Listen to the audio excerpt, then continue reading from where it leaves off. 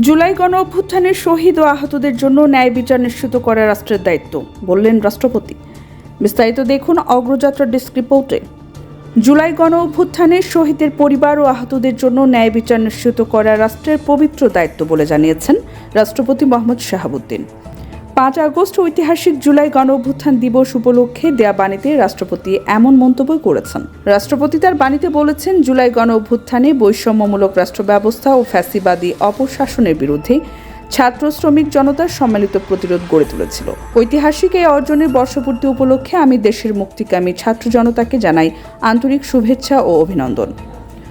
আমি গভীর শ্রদ্ধায় স্মরণ করি জুলাই গণ অভ্যুত্থানের সকল শহীদকে, যারা দেশকে স্বৈরাচার মুক্ত করতে গিয়ে সর্বোচ্চ ত্যাগ স্বীকার করেছেন। আমি তাদের আত্মার মাগফিরাত কামনা করি।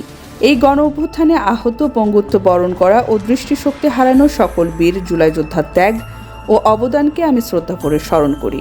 জুলাই গণ অভ্যুত্থানের শহীদদের পরিবার ও আহতদের জন্য ন্যায় বিচার নিশ্চিত করা রাষ্ট্রের পবিত্র দায়িত্ব। এই দায়িত্ব পালনে রাষ্ট্র অঙ্গীকারবদ্ধ। জুলাই গণ অভ্যুত্থান ছিল দীর্ঘদিনের বঞ্চনা, দুঃশাসন, দুর্নীতি, লুটপাট, গুম, খুন, অপহরণ, ভোটাধিকার হরণ সহ সব ধরনের অত্যাচার, নিপীড়নের বিরুদ্ধে তরুণ প্রজন্ম ও আপামর জনতার ক্ষোভের বিস্ফোরণ।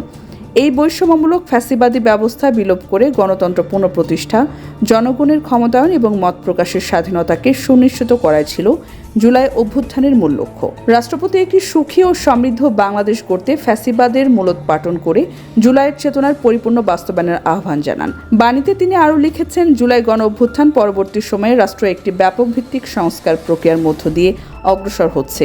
এই সংস্কারের মধ্য দিয়ে অভ্যুত্থানের আশা আকাঙ্ক্ষা প্রতিফলিত হবে।